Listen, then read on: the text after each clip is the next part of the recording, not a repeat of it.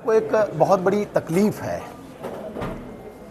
और वो तकलीफ आज उन्होंने एक ट्वीट करके जाहिर कर दिया। पहले तो इसकी मैं व्याख्या करता हूँ। ब्लडी हेल जिस प्रकार से ये शब्द इन्होंने इस्तेमाल किए हैं, कहीं ना कहीं ये लोकतंत्र को शर्मसार और अपमानित करने वाली बात है। देश में किसी भी चुनाव में किसी भी राज्य में चुनाव हो, कोई भी सीट कोई भी पार्टी जीते, हम उस पार्टी को मुबारक देंगे। लोगों का मैंडेट है, लोगों ने कह दिया कि भाई ये पार्टी जीतेगी। मैं कौन होता हूं ब्लडी हेल कहने वाला लोगों को?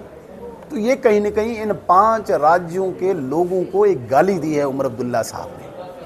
उन्होंने अपने मत का अधिकार किया है, अपनी बुद्धि से किया है। उमर अब्दुल्ला के नारे को देख के थोड़ी लोग वोट देंगे। तो ये लोकतंत्र को, डेमोक्रेसी को, जमहूरियत को अपमानित और शर्मसार करने वाले शब्द हैं। इसके लिए इनको माफ़ी मांगनी होगी। लोगों को अपना मत अधिकार करने का पूरा हक है, वो किसी को भी वोट दे सकते हैं। हाँ, उनको तकलीफ अगर बीजेपी से है तो उसका मैं कोई इलाज नहीं कर सकता हूँ। अब्दुल्ला साहब को मेरी शक्ल से ही थोड़ी सी नफरत है, उन्हें परेशानी हो रही है क्योंकि कुछ बातें मैं सामने रखना चाहता हूँ। असेंबली में जब मैं होता हूं तो लोगों की बात सामने लाता हूं और उनकी मिसडीड्स, विशेषकर नेशनल कॉन्फ्रेंस ने जो खून चूसा है, जो कत्लो गारत यहाँ पे जम्मू कश्मीर में की है, वो बातें जब मैं उनको याद दिलाता हूं उनको बड़ी खुजली होती है, परेशानी होती है। जब वो बातें नहीं हो, वो कहते हैं असेंबली अच्छी चल रही है। असम, हमारी पूरी जो पार्टी है वो पूरे देश में है। जिस प्रकार से नेशनल कॉन्फ्रेंस एक रीजन की पार्टी है, कश्मीर की पार्टी है, और कश्मीर में एक ज़िले में दूसरे ज़िले में वर्कर जाते हैं, वैसे भारत में भारतीय जनता पार्टी है। हम एक प्रदेश से दूसरे प्रदेश में काम करने जाते हैं। तो पार्टी का कार्यकर्ता होने के नाते मैं असम में था और असेंबली में 6 दिन अटेंड नहीं कर पाया, जिसमें उन्होंने काफ़ी सेलिब्रेट किया कि नहीं ये नहीं आ पाया। तो कोई बात नहीं, अभी ख़त्म होने वाली चीज़ तो है नहीं, बहुत जल्दी आने वाली है, बड़ी चीज़ें फिर सामने लाएंगे हम।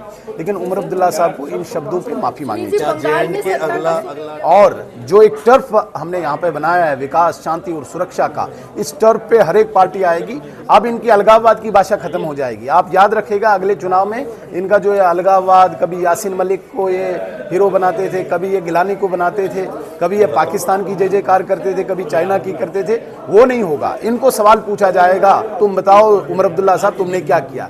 इनके पास जवाब कुछ नहीं है, क्योंकि इन्होंने अधिकांश समय साइकिलिंग में बिताया, स्कीइंग में बिताया, कॉफ़ी टेबल पे बिताया, मैराथन में बिताया।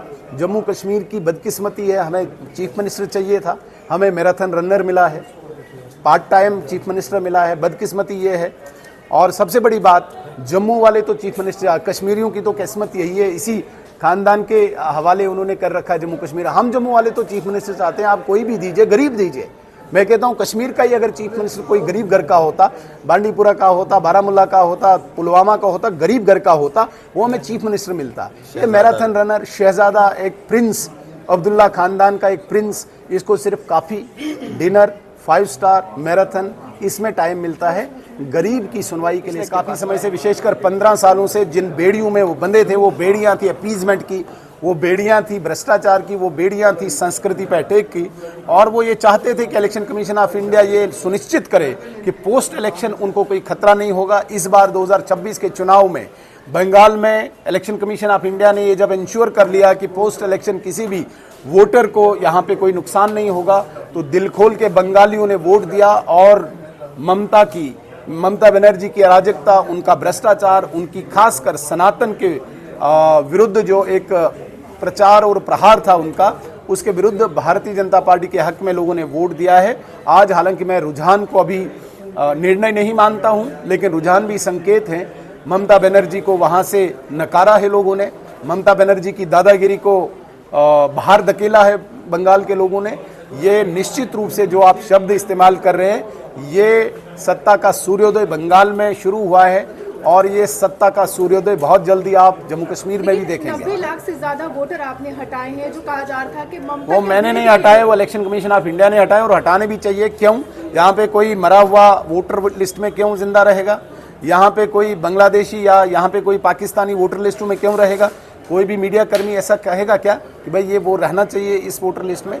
ममता बनर्जी की शक्ति ही वही थी, जो मुर्दा लोग थे वो वोटर लिस्टों में थे, दादागिरी से वोट दिलवाते थे। बांग्लादेशी लोगों को उन्होंने वोटर बनाया था। इसलिए SIR स्पेशल इंटेंसिव रिव्यू, हिंदुओं की ताकत क्या समझ पाई है ममता बनर्जी, क्योंकि हमेशा से वो कहती है माइनॉरिटी के साथ, हिंदुओं के साथ भी और भारत की विविधता में एकता की ताकत को भी इस बार ममता ने समझ लिया है कि किसी भी प्रकार से किसी भी धर्म विशेष को अपमानित नहीं किया जा सकता, अटैक नहीं किया जा सकता। दक्षिण भारत में प्रदर्शन अच्छा नहीं रहा है। अगर मैं केरल की बात करूं, नहीं, कोई शक नहीं, हमारा प्रदर्शन बहुत अच्छा है। आप शाम को जब आंकड़ा निकालेंगे, भारतीय जनता पार्टी बहुत ज्यादा वोट परसेंटेज से आगे होगी। 2021 की तुलना में भारतीय जनता पार्टी का वोट शेयर बढ़ा है, जनाधार बढ़ा है। जहां पर तमिलनाडु की बात आप करते हैं, तमिलनाडु में जो पारंपरिक दल थे, जो DMK या AIDMK थे, उनको आज लोगों ने नकारा है। उनकी वहां पे जो मोनोपोली थी, उस मोनोपोली को धकेला है, बाहर धकेला है। सुनील जी, मेरा एक सवाल है, नेशनल कांफ्रेंस में कोई खतरा नजर आ रहा है, कुछ उथल पुथल होने वाली है?